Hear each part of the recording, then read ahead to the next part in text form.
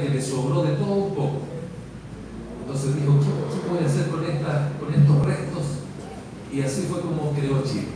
Chile tiene desierto, tiene montaña, tiene mar, tiene un valle muy hermoso al centro, tiene de todo, tiene las 4 estaciones del año bien marcadas, y para nosotros Chile es como un pedacito del paraíso.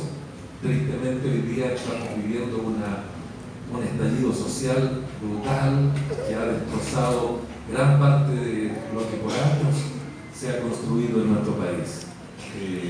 Por eso estamos un poco tristes con lo que le pasa a nuestra nación. Tanto es así que mis hijas, ya la primera semana de estar en Ecuador, me preguntaron, papito, ¿cuánto costará una casa en Ecuador? Tienen puras ganas de quedarse acá y no las juzgo, porque de verdad Ecuador es un país hermoso. Yo tuve la oportunidad de estar el año pasado en Quito enseñando en el Instituto de Superación Ministerial, la primera quincena, la segunda quincena de estudios, y luego tuve el privilegio de estar en Milagro, donde el pastor Miguel, y fue una bendición. Y este año también, en la primera quincena, estuvimos en Quito, enseñando en el CEMAP de Quito, el Instituto de Superación Ministerial, y también en la segunda quincena completa hemos estado acá en Milagro. Tuvimos el privilegio de estar también en Galápagos, donde el pastor Carlos Liberio, y ahora estamos en este precioso lugar de Cumandá, ¿sí? Cumandá. Muy felices, así que ya mañana nos vamos, pero me llevo esta alegría grande en el corazón.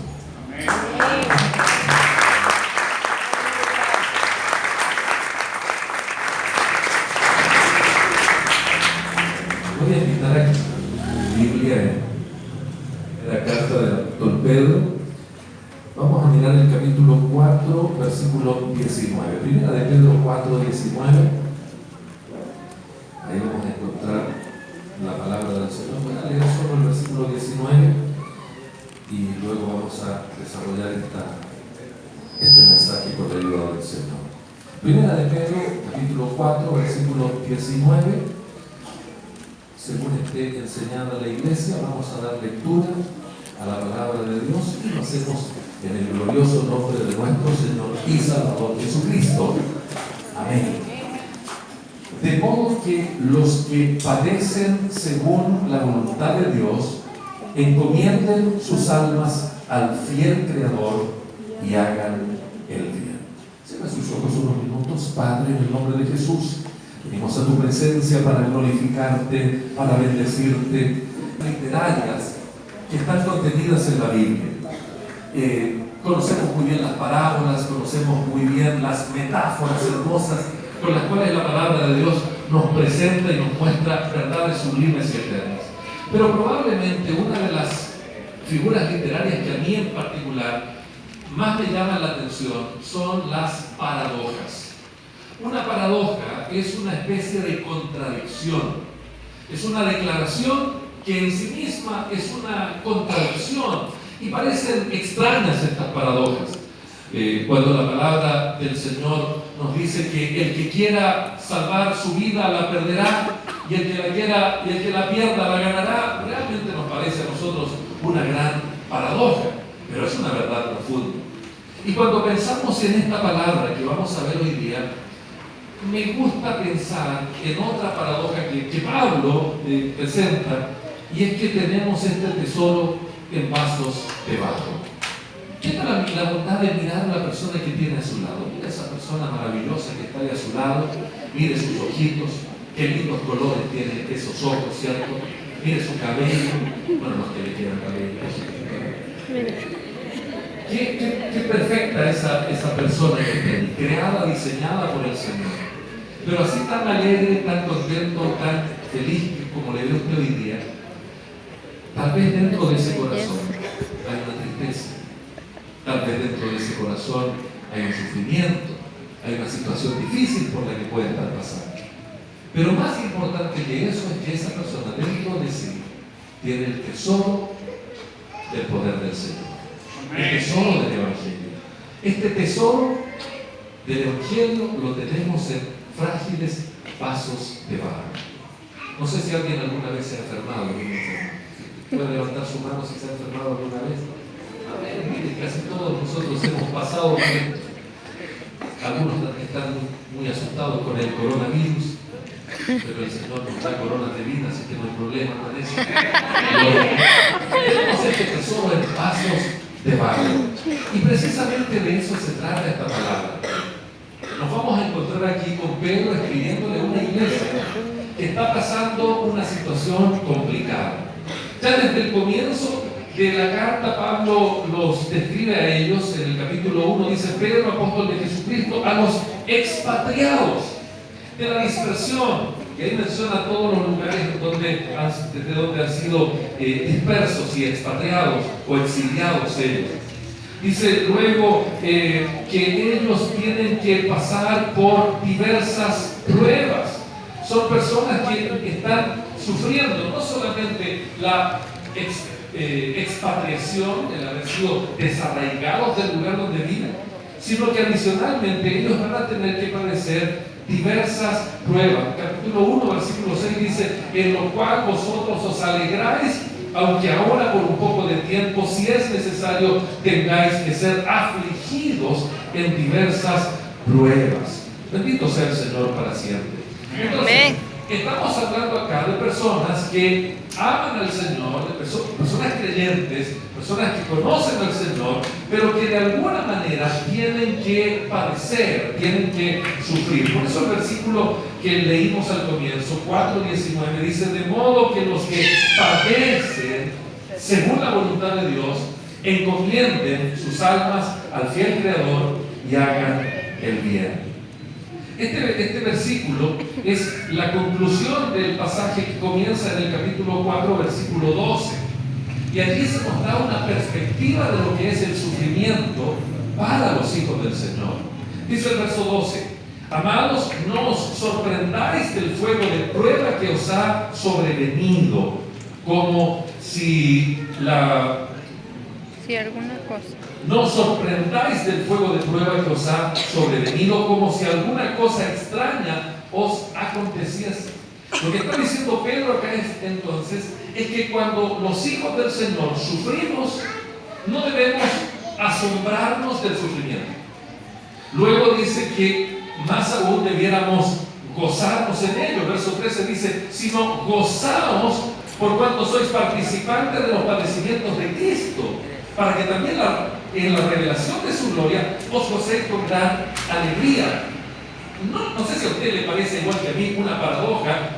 Yo sé que en general a nadie le gusta sufrir, ¿no? Cuando vamos a contar un testimonio, generalmente: pastor, mándeme una oportunidad, quiero contar un testimonio, y pasamos adelante y contamos: estaba enfermo, pero Cristo me sanó, y nos alegramos. Estaba sin trabajo, pero el Señor me dio trabajo, y nos alegramos. Pero nadie pasa a contar el testimonio para gozarse y alegrarse. Hermano, quiero contarles que estoy enfermo, aleluya. Nadie se alegra por estar enfermo. Nadie se alegra cuando alguien lo traiciona. Pero acá Pedro dice: gozaos por cuanto sois participantes de los padecimientos de Cristo. En otras palabras, el sufrimiento para un hijo de Dios, pasar situaciones difíciles conforme a la voluntad del Señor, incluso eso se convierte en un motivo de gozo cuando entendemos el propósito que Dios tiene detrás de ello. Por eso la palabra es realmente una paradoja para nosotros. Sigue diciendo el versículo 14, nos dice que incluso debieran estos cristianos alegrarse de ser insultados por ser cristianos. Mira lo que dice el 14: si sois vituperados por el nombre de Cristo, entonces sois bienaventurados, porque el glorioso Espíritu de Dios reposa sobre vosotros. Ciertamente de parte de ellos es blasfemado, pero por vosotros es glorificado. Y termina los versículos 15 al 18 diciéndonos que sufrir por Cristo es por tanto el único sufrimiento aceptable. Dice el 15: así que ninguno de vosotros padezca como homicida, o ladrón, o malhechor, o por entremeterse en lo ajeno.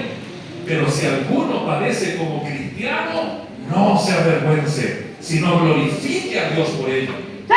Porque es tiempo de que el juicio comience por la casa de Dios. Y si primero comienza por nosotros, ¿cuál será el fin de aquellos que no obedecen al Evangelio de Dios? Y si el justo con dificultad se salva, ¿en dónde aparecerá el impío y el pecador? Bendito sea el nombre del Señor. A la luz de todas estas verdades, a la luz de todo este contexto, es que Pedro termina diciendo: de modo que los que padecen según la voluntad de Dios, encomienden sus almas al fiel Creador y hagan el bien. Amén.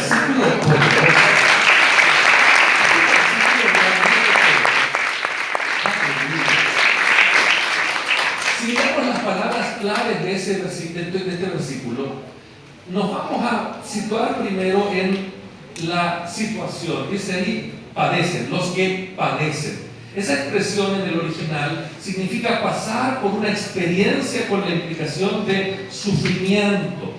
Tiene que ver con daño emocional. Y dice luego la condición: que ese sufrimiento sea según la voluntad. En el griego esa palabra voluntad es la palabra thelema, que significa propósito de Dios. En otras palabras, debemos experimentar ese sufrimiento, pero de acuerdo a la voluntad del Señor. Es decir, de una manera que le agrade al Señor.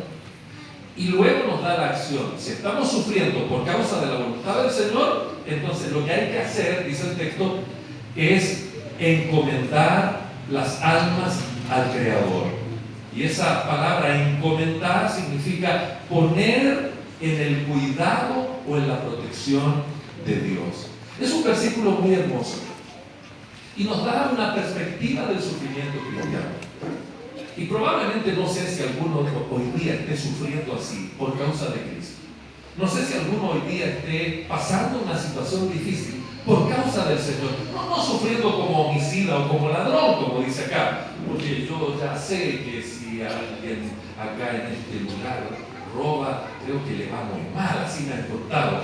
Y qué maravilla, porque en mi país se están robando mucho. Así que quisiera llevar unos cuantos hermanos de aquí para allá, para que pusieran orden en tanto robo que pasa en mi país.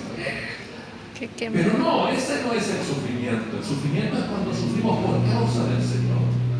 Y por esa razón quisiera yo, con mucho cariño, compartir algunos pasajes paralelos de este versículo que nos ayuden a entender un poco más esta paradoja. Es decir, ¿qué beneficio puede tener para un cristiano sufrir por Cristo? Y quiero considerar solamente 3 beneficios que experimentamos los hijos del Señor cuando sufrimos por causa de Cristo. Y esto es solo para entender más esta verdad acá que nos presenta el Señor. En primer lugar, cuando los cristianos sufren de acuerdo a la voluntad de Dios, desarrollan la confianza adecuada.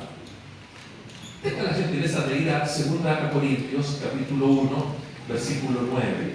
2 Corintios, capítulo 1, versículo 9. Dice así la palabra del Señor: pero tuvimos en nosotros mismos sentencia de muerte, para que no confiásemos en nosotros mismos, sino en Dios que resucita a los muertos.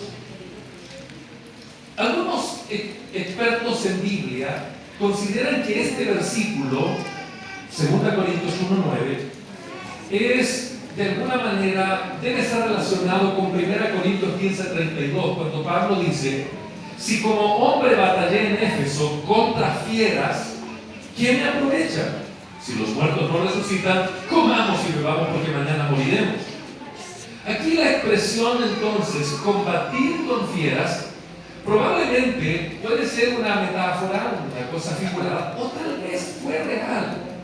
Usted debe saber, y los chicos en el colegio aprenden al estudiar historia, que durante los grandes procesos de persecución del cristianismo en los primeros siglos, las formas de tortura que experimentaron los cristianos eran terribles. ¿Cuántos recuerdan a Nerón, emperador Nerón? Dicen Dicen que Nerón tenía algunas desviaciones, no solo sexuales, sino que tenía unos aires de grandeza terribles. Dicen algunos historiadores que Nerón cantaba muy desafinado, algo parecido a un chileno, cosa así también. Cantaba muy mal. Pero que a él le gustaba que la gente lo adorara y lo admirara. Entonces algunos historiadores dicen que cuando Nerón cantaba en la tarde, le gustaba que se encendieran unas antorchas y la gente venía a escucharlo. Y esas antorchas, algunas de esas antorchas eran cristianos, que los amarraban, los embadurnaban con alguna forma de combustible y los quemaban vivos mientras Nerón cantaba. Otras formas de tortura en ese tiempo era hacer luchar a los cristianos contra fieras, leones, qué sé yo.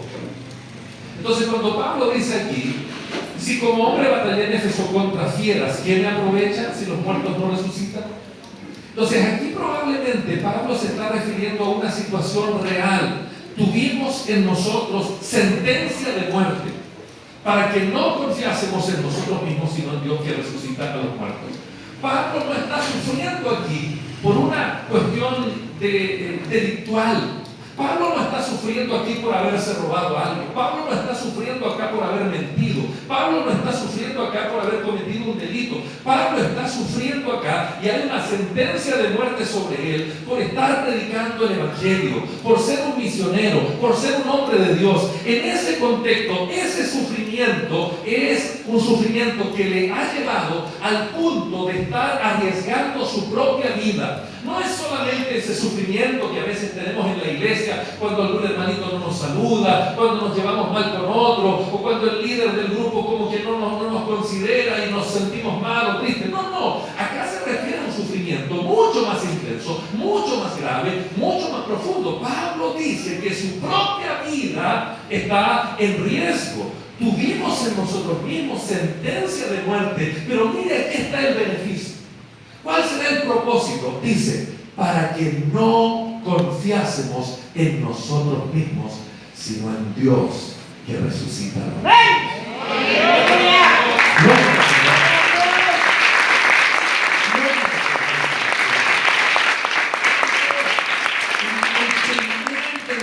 De sufrir por Cristo, de sufrir por causa de la voluntad del Señor, es que el sufrimiento nos va a llevar a un punto en el que nos vamos a decepcionar de algunas personas. Y al Señor le agrada que eso ocurra. Dios espera que nos decepcionemos.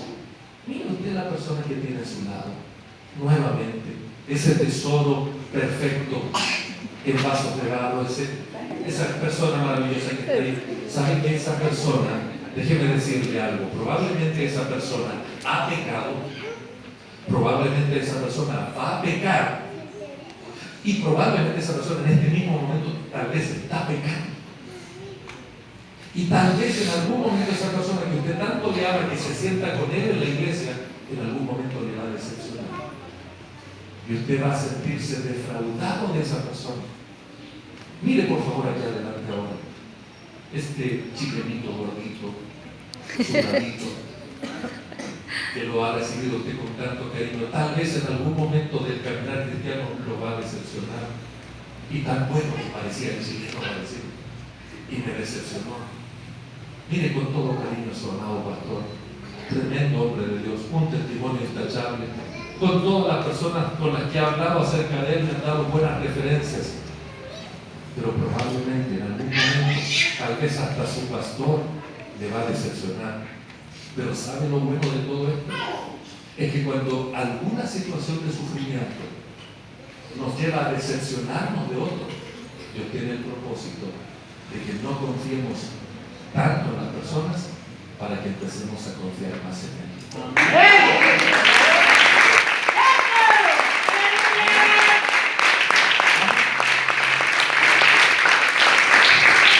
Pero si cuando otros hermanos en el marco del sufrimiento te han decepcionado, la frustración más grande es cuando nos decepcionamos de nosotros mismos. Cuando nosotros mismos nos damos cuenta que no somos tan buenos como pensábamos, que no somos tan firmes como creíamos, que no somos tan persistentes como debiéramos, que no somos tan valientes como quisiéramos y a veces que no somos tan firmes. Pablo acá, al estar con su vida, con una sentencia de muerte, al darse cuenta que la muerte estaba cerca, él se decepciona también de sí mismo. Y él lo dice, pero tuvimos en nosotros mismos sentencia de muerte para que no confiásemos en nosotros mismos, sino en Dios. Amén. Que es capaz, incluso si me muero, es capaz de resucitarme de hecho. Amén.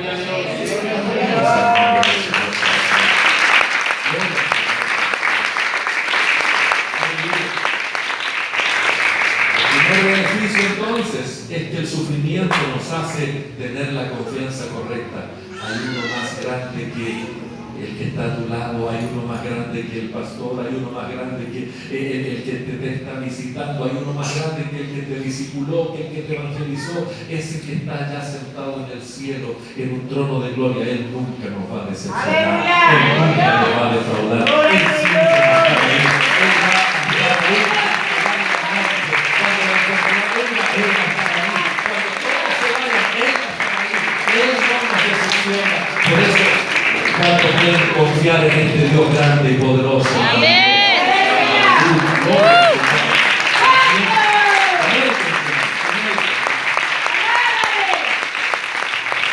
En segundo lugar, el segundo beneficio de sufrir por Cristo lo vamos a encontrar en Romanos capítulo 5, versículos 3 y 4, y luego también en Hebreos 5, 8.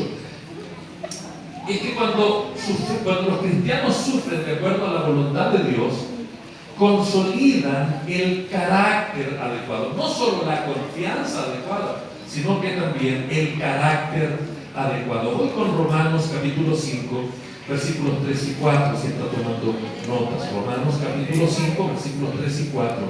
La Reina Valera dice así: y no solo esto, sino que también nos gloriamos en las tribulaciones, sabiendo que la tribulación produce paciencia, y la paciencia prueba, y la prueba esperanza. Ahora sí puede leer Hebreos capítulo 5, verso 8. Lo voy a explicar. Hebreos capítulo 5, versículo 8. Está hablando acerca de Cristo allí. Dice ahí el texto: y aunque era hijo, mire, por lo que padeció, aprendió la obediencia. Amén. Amén. Gloria al Señor para siempre. Aquí, mis queridos hermanos, vamos a encontrar una forma de sufrimiento que va a producir frutos relacionados con el carácter. De nuevo, si en la primera idea que vimos, el sufrimiento nos hace confiar únicamente en Dios, en esta segunda lectura que estamos haciendo, vamos a darnos cuenta que sufrir por causa del Señor va a ayudarnos a desarrollar ciertos frutos en el carácter que son esenciales para la vida cristiana. El primer pasaje que leímos ahí en Romanos capítulo 5, versículos 3 y 4, vamos a ver algunas palabras que allí se producen, que allí aparecen relacionadas con el sufrimiento. Dice: y no solo esto, sino que también nos gloriamos en las tribulaciones. Voy a tomar un poquito una explicación. Esta palabra tribulación en el griego es la palabra trixein, que significa angustia. Eso es una tribulación, angustia. Es un estado de adversidad física, mental, social o económica. Fíjese, es muy amplio. Cuando decimos que esta persona está pasando tribulaciones, lo que quiere decir en el idioma original es que esa persona está experimentando alguna forma de adversidad, alguna forma de complicación en el área física, mental, social o económica. Esa es la tribulación. Ahora, cuando alguien por causa del Señor está pasando una tribulación de carácter, de nuevo, físico, mental, social o económico, por causa del Señor, entonces hay al menos hay un fruto que se va a producir en él. Dice: nos gloriamos en las tribulaciones, sabiendo que la tribulación produce paciencia. Paciencia en griego es hypomen, que significa una resistencia firme. Es el poder de resistir las dificultades, especialmente una fortaleza interior para resistir eso. Entonces, fíjense entonces, cuando sufrimos por causa del Señor, una tribulación, es decir, una adversidad física. ¿Cuántos han sido apremiados físicamente por causa del Señor? ¿Cuántos han tenido que trabajar en algo por causa del Señor y físicamente se han sentido rendidos alguna vez? ¿Cuántos han trabajado hasta el cansancio por el Señor? Bien. ¿Cuántos en alguna ocasión han sentido algún tipo de presión económica? ¿Cuántos no sé, el pastor tenía un proyecto y los desafió con un proyecto y usted vino y dio y se sintió incluso hasta que tuvo algún apremio económico, pero por causa del Señor se vio un tanto afligido económicamente? ¿Cuántos le ha pasado eso? ¿Sí? Amén, gloria al Señor. Eso solamente lo entienden cuando hay un pastor que hace desafíos grandes a la gente para tener. No, estos pastores que piden puras cosas chiquititas. Cuando hay pastores que los invitan a tener desafíos grandes, la gente pasa por ese tipo de situaciones. Y esto, mis queridos hermanos, los familiares inconversos no lo van a entender. El cónyuge inconverso no lo va a entender. El amigo inconverso no lo va a entender y le va a decir a usted: mira todo lo que estáis sufriendo por ser cristiano. Mira, parece que te estás empobreciendo por ser cristiano. No lo entienden. Y ese sufrimiento, ese apremio, esa angustia de tipo física, mental, social o económica, social, no sé. ¿Cuántos han sido cuestionados por su fe? Yo estudiaba, cuando estaba en secundaria, estudiaba en un colegio católico. Era el único evangélico dentro del colegio. Y para poder que no me echaran, mis profesores que me metieron así, escondido a ese colegio, porque era un muy buen colegio y yo era pobre, entonces no tenía ninguna posibilidad de estudiar ahí. Entonces, cuando me lograron meter, me dijeron: lo único que tienes que hacer es no decir que eres evangélico, porque si el cura sabe que eres evangélico,